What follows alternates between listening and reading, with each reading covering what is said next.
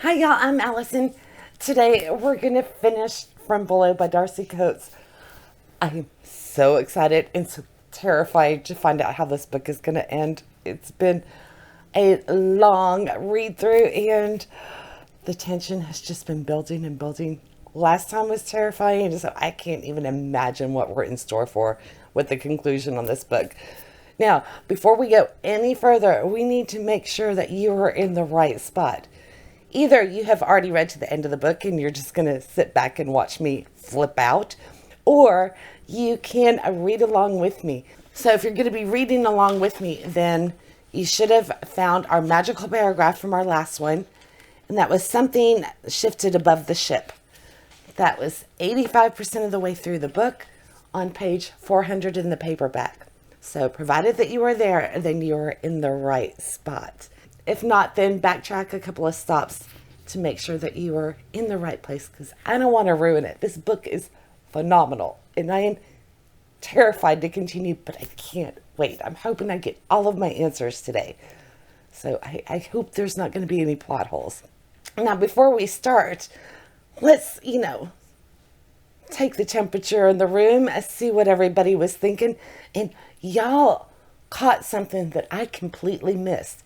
In fact, it was Aussie Gamer Girl, Michael, and Stacy L. Y'all posed that more than likely that first body that Roy found that was behind the curtain was Harland.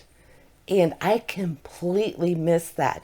I don't remember what clothing, if they described what clothing he was wearing. Because if he was wearing like the crew's uniform, then I would say that was definitely Harland. But I think also at one point they said that, I think it was Swain pointing out that barely anybody was bothering with uniform and formalities and everything by the end. So it may not necessarily indicate that it wasn't Harland if he wasn't wearing the uniform. Anyway, really interesting, and the odds are pretty good because he was in the dining room. So I hope Harlan, meets a better end than that. He was, I think, my favorite character out of everybody, even including the present day crew. Harlan, there was just something to him. The poor guy, it feels like he really got the brunt of it. I think because he seemed to be holding on to his sanity longer than the others, which means he went through the most. Because if you're aware of it,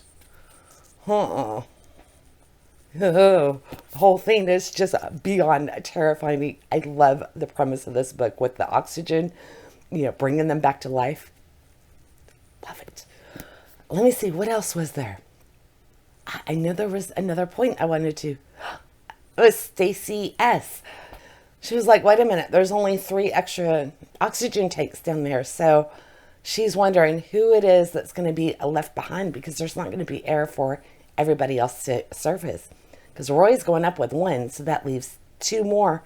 And there are 3 people left down at the ship, because Kova's going back for Aiden and Vanna. So she thinks it'll either be Kova or Vanna that volunteers to stay behind, but I don't know, maybe it'll be, I have no idea.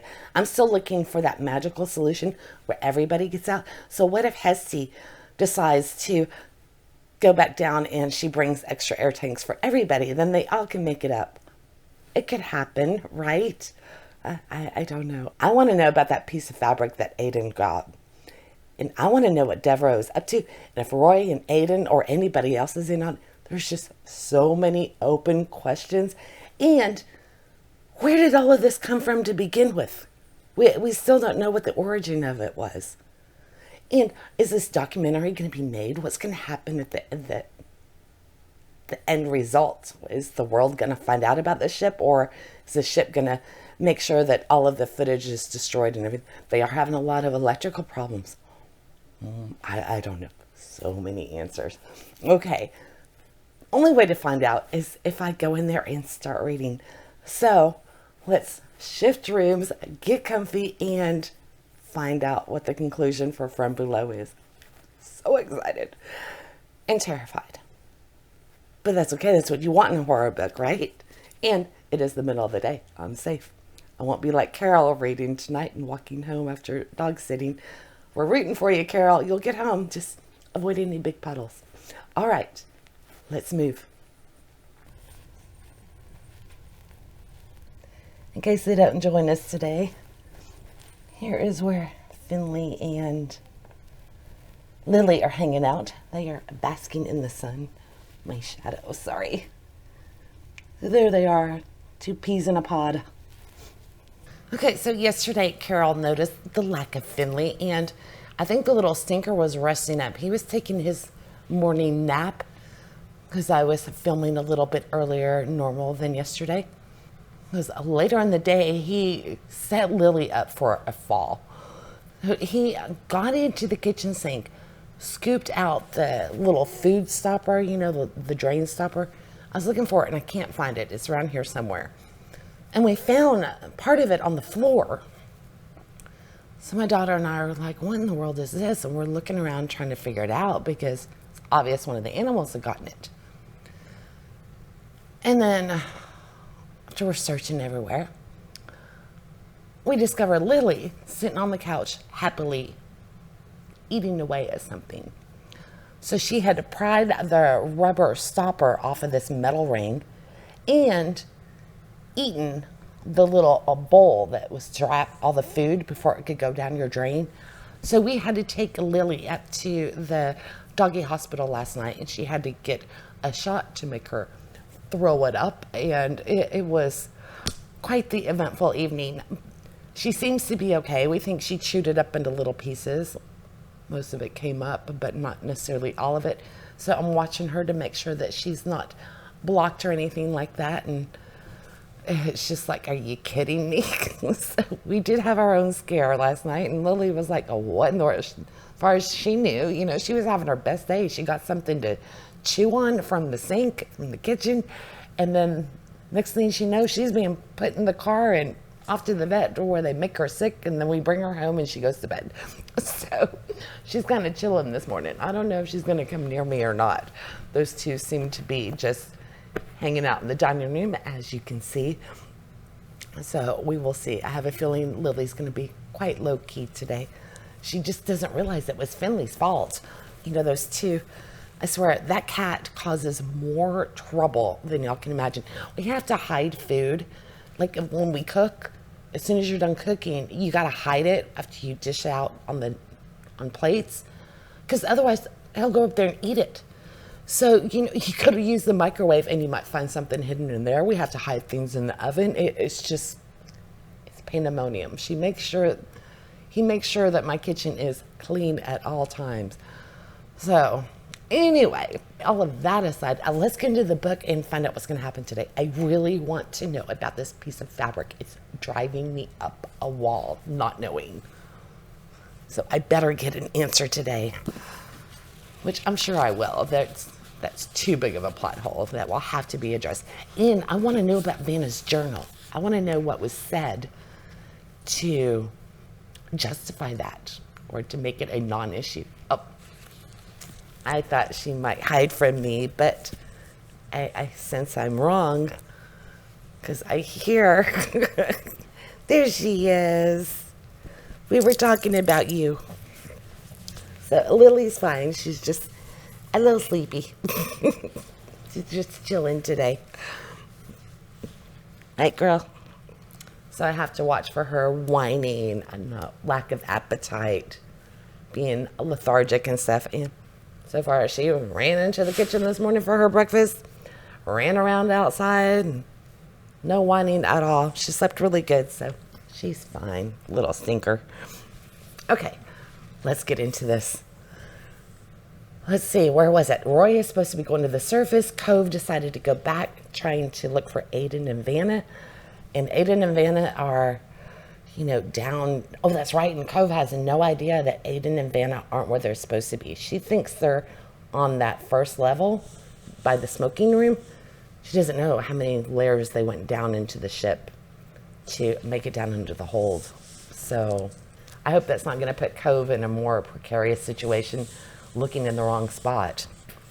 That would go through all of that not to even find them. Oh. And I wonder if Roy is actually going to go to the surface or if he's going to you know, decide to turn around and help as well. Okay, let's stop speculating and find out. Oh, well, here we are. I was bracing myself for this, another round of just hellish terror. And if we'd been able to finish the page during our last stop, we would have known that Aiden and Vanna actually managed to get out, and they have a plan for everybody to get to the surface. That feels a little anticlimactic. I was bracing myself for all sorts of mayhem and more of that terror-inducing action that we had yesterday. But we don't have to go through that. I don't know if I'm disappointed or relieved. We'll find out, because there's still a lot. I hope all of the scary stuff isn't over. I doubt it. It's too early, right? Because it would be kind of anticlimactic if it is. It's always a risk that you have when you add an extra stop close to the end of the book, that, all you're left up is with the wrap up. Okay, I'm talking way too much. I'm a little nervous. Okay, here we go. I wonder if is one of them affected already, and it's gonna start on Devereaux's ship. Is it about to all play out just because they got away from the Arcadia? Did they all get away scot-free?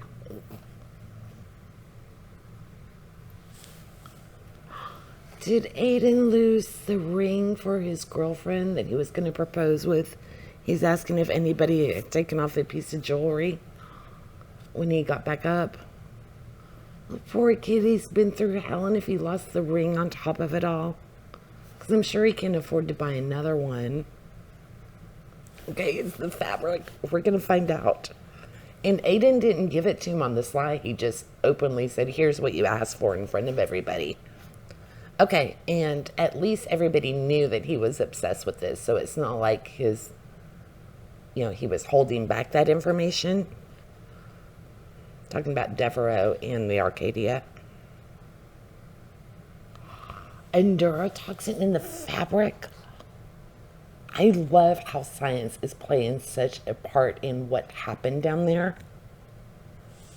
Yeah, because as soon as he said that the American textile business was booming and new dyes were being introduced, I immediately thought, is the dye responsible? This is so awesome. 30 of the workers committed suicide by leaping from the roof of their factory. Just like what the passengers were doing on the boat, leaping off from a neurotoxin. Are those tapes going to show nothing, that it was just a rope? Were they all hallucinating from the toxins in that fabric still? There's no way this whole thing was just a mass hallucination, right? That's right. That first shriveled black body that they found was different, because all the other descriptions they had, they were pale with their hair flowing and things like that. It was nothing like that first body. There's no way it could all have been hallucinations, though, right? I mean, the bodies were, they were grabbing them. Aiden ripped his suit. There's no way. It wasn't fake. Sean's going to find stuff on those tapes. Yeah. It looks like Cove is finally having the response that we expected from her long ago, with Aiden putting everybody at risk with his inexpertise. And Vanna was definitely, she was a safety officer, and that's all she was going to do. She was there to provide safety. So whatever else they were going to do, she was just going to follow along unless she had to step in to intervene. So that kind of fits with what we saw from Vanna, that was becoming kind of obvious that was Vanna's role in things and her outlook. And finally Cove is responding. It's a little late though, Cove. She should have reacted this way sooner. So Hesse's questioning their willingness to stay behind and not head for port immediately. Why would they spend another night out there? I guess even with the storm, she doesn't care. She wants as far away from the Arcadia as possible. So I would say we're not out of the woods yet. Oh, Hessie's feeling a pull from the ship. She wants to go, but not really. Okay, so there's still some kind of a hold on them. And thankfully, it didn't turn out to all be hallucinations. So Sean did see proof of what happened to them on the footage, because that would have been such a cop-out if it had all turned out to be in their minds. I wouldn't have liked that ending. Okay. But I would say they're not out of the woods yet. We're gonna have another big jump scare. I know it. It's coming. The question is, who is it gonna originate with? I would say it's either gonna be Hessie or Aiden. It might be Aiden, because he was closest to that fabric, and his suit was ripped. So could those toxins get in? You know, he was at the hold. He was touching the fabrics. But those toxins, would they be gone? I don't know.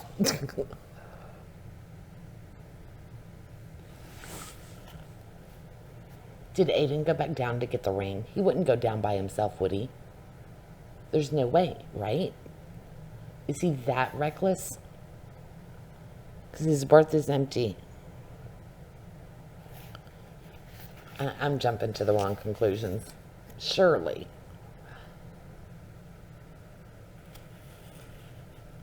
They're missing a dry suit. He did. He went back down. I would kill him. Absolutely kill him. Because now they're going to have to go after him.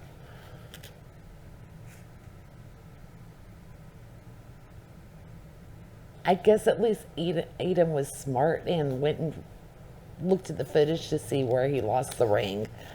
So he did. He went back for the engagement ring. Yeah, I kept thinking, well, just buy another ring. You know, it's not that big deal. But I forgot her father gave him that ring. It's a family heirloom. So he feels like he can't just give her another ring. He has to give her that ring. And the fact that he lost it, that would... Aiden, what? You just want to shake the boy. Because, of course, his future father-in-law would hopefully put his safety ahead of even a family heirloom. And so would his girlfriend. Otherwise, she doesn't deserve him to begin with. But he's not going to think that through. So they're all going back down for Aiden. Remember when I said it was anticlimactic? I was wrong. Our jump scare's coming. So he could have left it anywhere from 2 to 4 hours ago. So he could already be on the ship. Maybe he's already on his way back up. Everything went fine. There was no problems. Uh-oh. Cove didn't check her tank before taking it from Sean. Hopefully it was completely filled up. So how angry do you think they are at Aiden? You know, right now they're just panicked and worried about him. But if they get him back to the surface, the riot act he's going to get.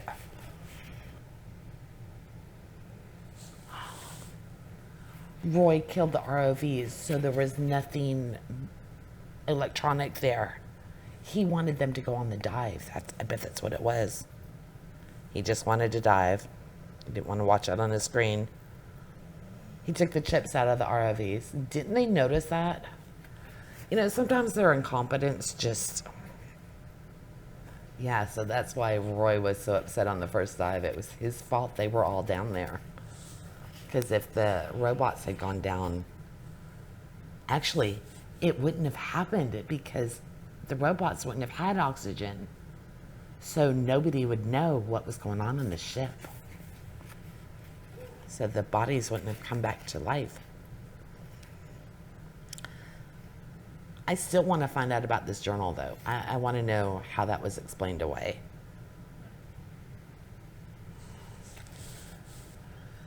How terrifying would it be to go back into that ship? That they're just now coming through the dining room, and Cove is postulating that even though the bodies on the ship aren't coming for them, it doesn't mean that they're laying dormant and quiet. They're waiting until they get far enough in that it'll be harder for them to get out. So, how terrifying would it be to go back into that environment after what happened? Because this is the same day, right? They've only been back on the surface for like 4 hours. But I guess when you're going to rescue somebody, you're not really thinking logically. You're just like, I have to do this. And then while you're in the process of it, you're like, holy hell, what did I just do?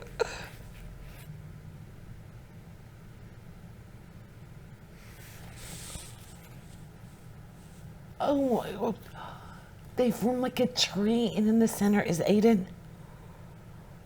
What the hell? I don't need. I'm doubling back. Twisted metal and heavy silts filling the space between the furnaces. First glance, it looked as though the ground had grown a misshapen kind of fungus. Coiling foam rose upward, approaching the ceiling. Moved gently in the water, it twisted around itself, whirls and lumps and protrusions, marking where branches might be. The form was made of bodies, layer upon layer of the stiff, discolored corpses that clumped together to form the mockery of a tree. Their limbs wove between each other, clinging to create the effect of rippling whorls of wood. Had even more than 100 of them. And there in the formation center was Aiden.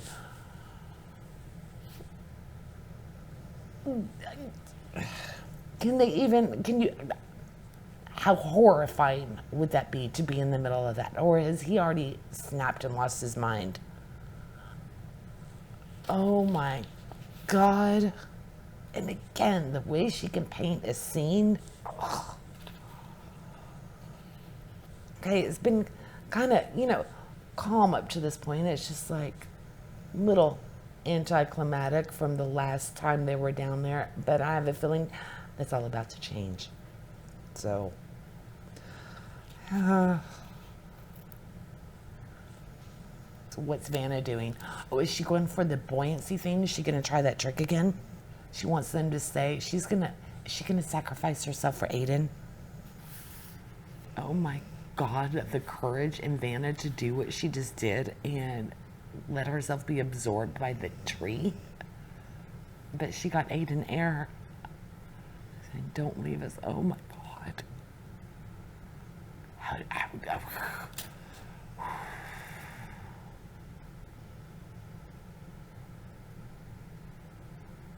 Oh my God, that was intense.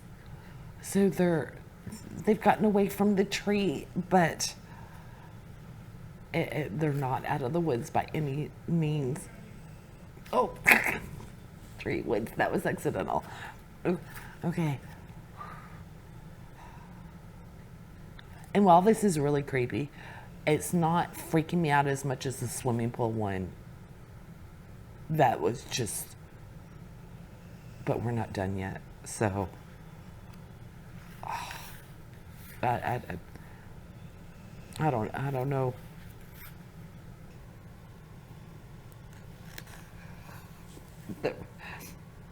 The writing on the wall is so creepy, and they hear your whispers, so you can't even whisper.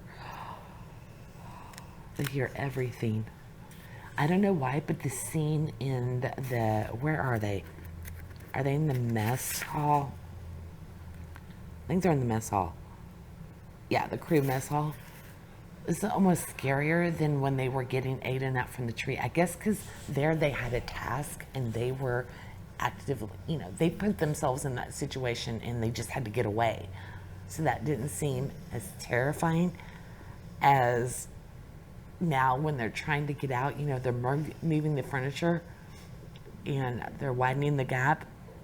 Yeah, then go feel something graze across the leg she braced against the table. Her breath stuttered and the fingers curled from behind the wood piles. That is scarier to me than that scene with the tree. I don't know why. I guess it must be the proactive as opposed to something happening when they're trying to escape and it's just one and it's creepy and it's reaching out and it's indicating that more bad is going to happen. So did anybody else feel that, or is it just me? It maybe just took me a little bit to get back into this atmosphere. I don't know, but that was just creepy. And of course, there are more bodies in the cabinets and stuff, and they're starting to wake up.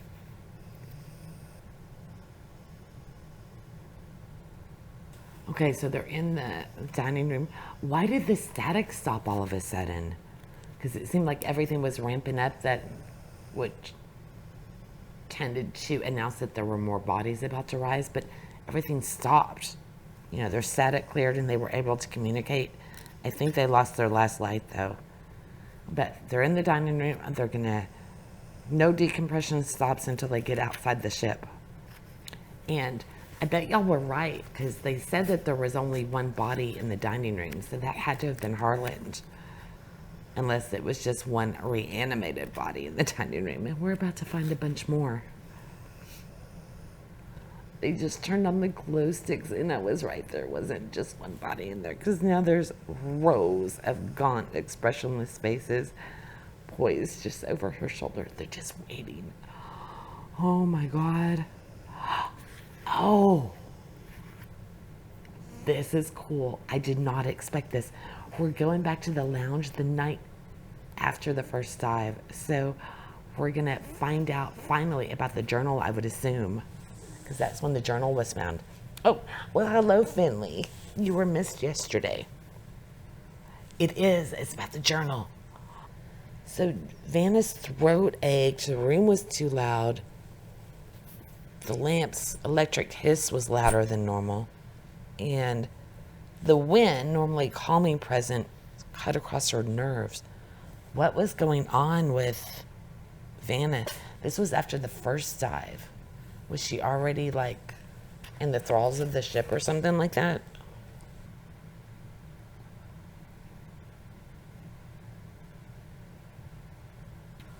Poor Vanna. 18 days prior, she lost her partner in a cave diving accident. In the journal is her nightmares. So perfectly reasonable explanation for it. And it was very kind-hearted of Cove not to share any of Vanna's information that's hers. It also explains why Vanna's been so standoffish and quiet and reserved. The poor woman is grieving, very deep grief.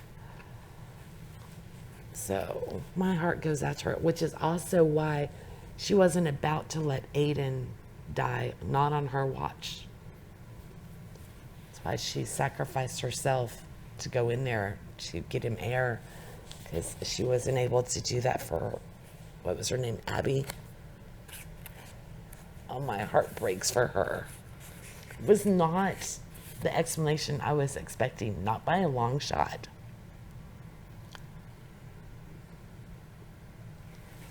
Okay, so the bodies have formed like a circle around them in the dining room.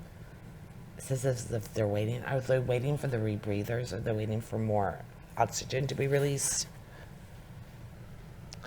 Ah, so as long as the crew doesn't appear to be struggling, they're okay with it. They just don't want them to leave. So it's only when it looks like they're leaving do they get frantic and try to pull them back in.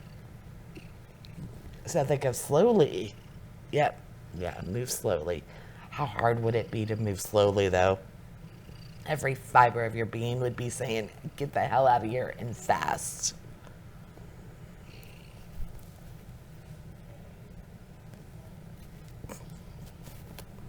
Do you mind? Oh, and they can't even react. I have a feeling Finley's wreaking havoc with the mic.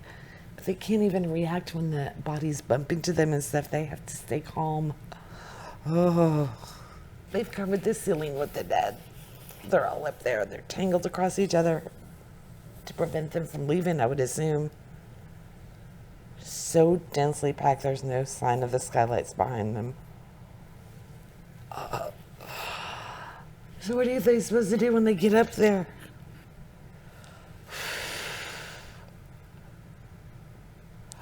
Yeah, I was wondering if Sean, once he found out about the chips, did he send down a robot? A well-lit robot? Engineered to the rescue. Oh, no, no, no. While the light's going up top, they're grabbing Vanna from below. I hope she doesn't become one of them. And they're covering her belt and her buoyancy compensator. So they're stopping her from being able to hit that to rise quickly. Oh my God. No, those are lines from her journal. And Vanna's gonna... Her journal is turning into a prophecy. Yeah, but Sean came back for her. I thought she was gonna just be a goner. So the ROV only has 2% power remaining. And is it wrong to be sad that it's gonna have to be left behind? Yep. So the ROV is left behind.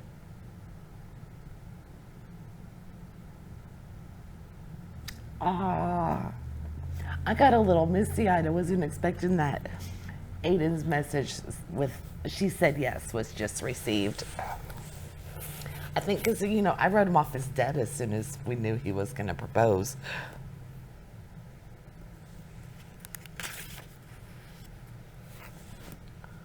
I just finished it. I loved this, but I'm not sure how I feel about the ending. Was it almost too good to be true? You know, everybody got out. Trying to decide if I feel a little cheated that they didn't succumb. I don't know. Isn't that funny? Because I think that optional page break that we had, it built everything up so much, and I feel like we kind of then hit a plateau. So, as I was saying at the beginning, it kind of, those ones closer to the end can get a little tricky. Yeah, today didn't feel as intense as yesterday. But I think we did get all of our answers. Definitely found out about the journal. We found out Devereaux's, you know, little plan. There was nothing quite as nefarious as we were thinking. You know, we were going way out in the deep end, you know, as far as treasure hunters, and, you know, we were giving them all sorts of ulterior motives. In fact, yeah, we even thought that Vanna was the bad guy, that Vanna was going to be killing people, you know. So, but I really did enjoy it. I think this will be a fun reread. I still maintain that it would make for a really good movie. And, you know what, the ending does fit with what I know of Darcy Coates, because she is light horror, which, I don't know, it was pretty horrific as far as I was concerned. But as far as like gore, body counts, things like that, and you do get a break from all of the tension from it. It does fit with the other book that I read by her, The Haunting of Lee Harker. And I don't mind the happy ending. I think it's a nice change for a horror book. And this did terrify me to no end, especially during our last group. So atmosphere, not a problem whatsoever. So if she chooses to give everybody a happy ending and let them all come out of it okay in the end, I think I can embrace that. So I'll be curious to see what y'all are going to think about that. If you're going to feel like you were let down, or if you embraced it fully like I did. I don't know. This was so much fun to read together, even if we did run into a few delays and snags along the way. I love Darcy Coates. I'm definitely looking forward to reading another one by her. Oh, you still have time if you want to submit a book for our March Buddy Read, because you have until Friday, I believe it was 6 p.m. on, should be the 23rd. Yes, the 23rd.